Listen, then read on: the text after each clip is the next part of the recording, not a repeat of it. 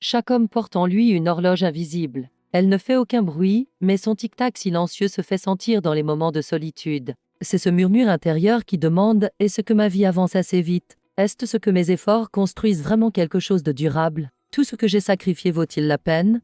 Napoléon, il connaissait ce feu intérieur mieux que quiconque. Il consacra sa vie entière à comprendre pourquoi certains hommes bâtissent des empires tandis que d'autres s'éteignent dans la banalité. Pour lui, tout commence avec une étincelle, un désir ardent. Pas un simple souhait, pas une envie passagère, mais une soif si forte qu'elle restructure les pensées, réoriente les habitudes et redéfinit l'axe d'une vie entière. Il rencontra les figures les plus marquantes de son époque, Carnegie, Edison, Ford, dames hommes devenus des légendes. Et il découvrit chez eux un point commun, une flamme intérieure qui refusait d'attendre le hasard. Ils exigeaient de la vie ce qu'ils voulaient, et la vie finissait par céder. Tout ce que l'esprit de l'homme peut concevoir et croire, il peut l'accomplir. La barrière n'est jamais l'intelligence. Elle est dans le courage de croire sans compromis. Et c'est là que la plupart échouent. Trop d'hommes dilapident leurs meilleures années en distraction, en recherche d'approbation ou dans des emplois qu'ils méprisent secrètement juste pour financer un mode de consommation vide.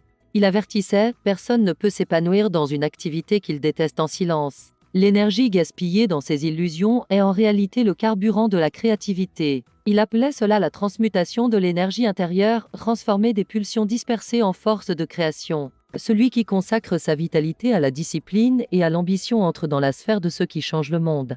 Mais cette énergie n'a de sens qu'avec une autre qualité, la persévérance. Combien d'hommes abandonnent au premier échec? Combien renoncent après un refus, une affaire manquée, une relation brisée? Il remarquait que les plus grandes victoires arrivent souvent un pas après les plus grandes défaites.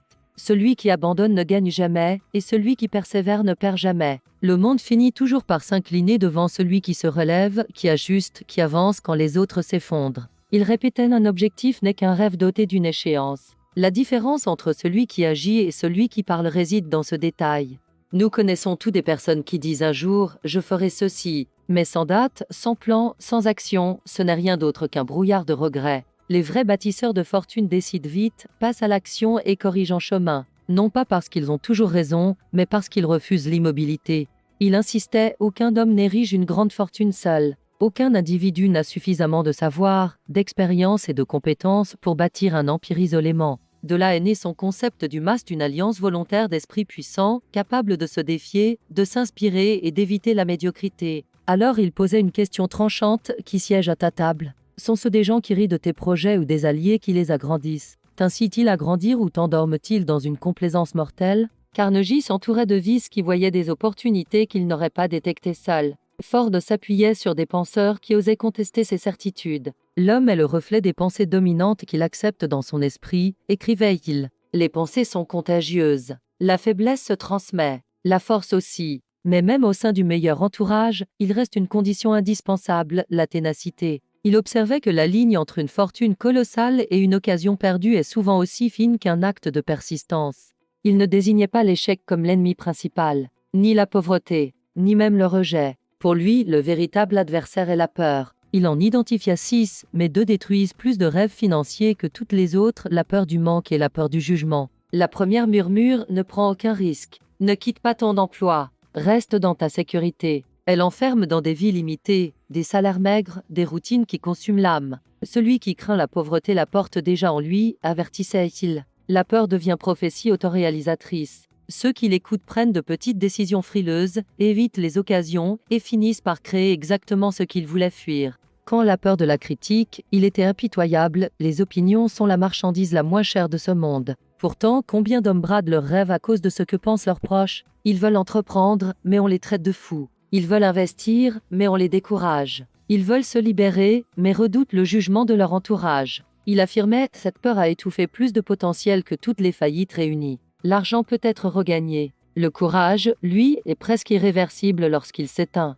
L'antidote, la foi alliée à la décision. Ne pas attendre que le moment parfait arrive, mais agir avec ce que l'on a déjà. La foi n'est pas naïveté, mais discipline mentale refusant de capituler. Décider, c'est couper court à l'hésitation, avancer même dans l'incertitude. Un autre mythe qu'il brisait, le savoir suffit. Non, le savoir est seulement une puissance potentielle.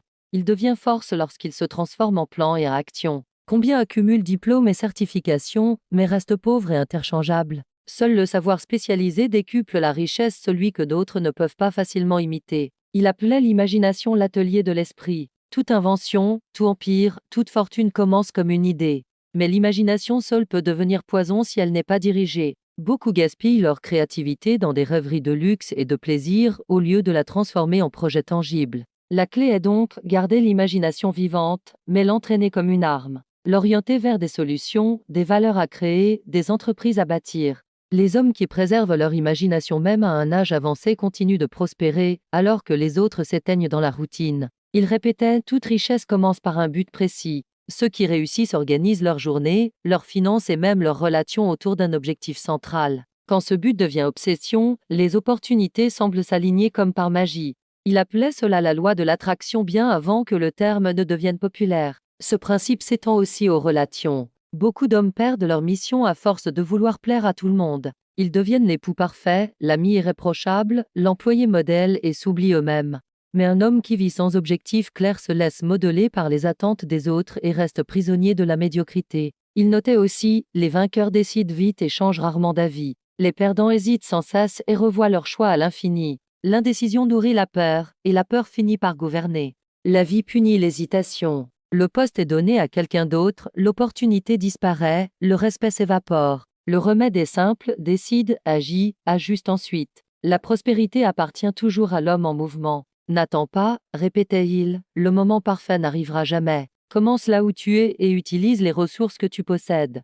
La pauvreté est d'abord un état d'esprit. La richesse, elle, naît toujours d'une posture intérieure, un objectif clair, un désir ardent et la capacité de transformer les pensées en actions. La plupart des hommes confondent richesse et travail acharné. Mais il avait observé, les plus fortunés n'étaient pas les plus laborieux, mais ceux qui savaient penser plus intelligemment. Ils consacraient leur énergie non pas à l'effort aveugle, mais aux idées, aux stratégies et aux réseaux. Ils avaient compris l'effet de levier de la délégation, la puissance des systèmes et l'art de multiplier leur temps. Celui qui croit progresser uniquement par le labeur s'épuise et appelle cela fierté. Celui qui maîtrise son esprit et dirige son énergie multiplie sa richesse tout en préservant sa liberté. Ce principe vaut aussi dans les relations. Une femme ressent immédiatement si un homme vit pour un but clair. Dans ce cas, elle le respecte et s'accorde à lui. Sinon, elle le détourne, le contrôle ou finit par le mépriser. Il n'attaquait pas les femmes, il dénonçait la faiblesse des hommes qui n'ont pas de mission. Son conseil était tranchant, bâtis ton objectif avant tout, puis invite les autres à s'y rallier. Jamais l'inverse. Au fond, tout se résume en une seule vérité, un abandon ne gagne jamais. Un vainqueur n'abandonne jamais. L'abandon prend des formes subtiles, indécision, compromis, renoncement silencieux à ses rêves. Mais chaque fois que tu renonces, tu enseignes à la vie à douter de toi. Et chaque fois que tu persistes, tu l'entraînes à s'incliner. D'où la loi immuable de Hill, fixe un but clair, nourris-le d'un désir brûlant, décide sans peur, persiste, et maîtrise ton argent pour qu'il serve ton objectif. Tout le reste, distraction, critique, plaisir éphémère ne sont que des voleurs de ton unique existence. Il en était certain, et l'histoire l'a confirmé, l'homme qui applique ces principes n'a jamais besoin de supplier la richesse. Elle vient à lui comme le métal vers l'aimant. Si ce message résonne en toi, ne le laisse pas s'évaporer. Passe à l'action. Napoléon, il disait, l'action est la véritable mesure de l'intelligence. Alors agis maintenant. Mets ces principes en œuvre. Construis ton patrimoine. Bâtis ta liberté. Et refuse de te contenter d'une vie réduite. Si tu veux d'autres vérités de ce genre, des enseignements rares, capables de transformer ton existence en profondeur, soutiens cette chaîne. Mets un j'aime, partage cette vidéo avec quelqu'un qui doit entendre ce message, et abonne-toi pour rejoindre ce mouvement. Le lien dans la description t'explique comment nous aider à continuer à transmettre un savoir qui transforme, au lieu de simplement divertir. Car le temps ne t'attend pas. L'homme qui hésite reste en arrière. Celui qui agit s'élève irrésistiblement.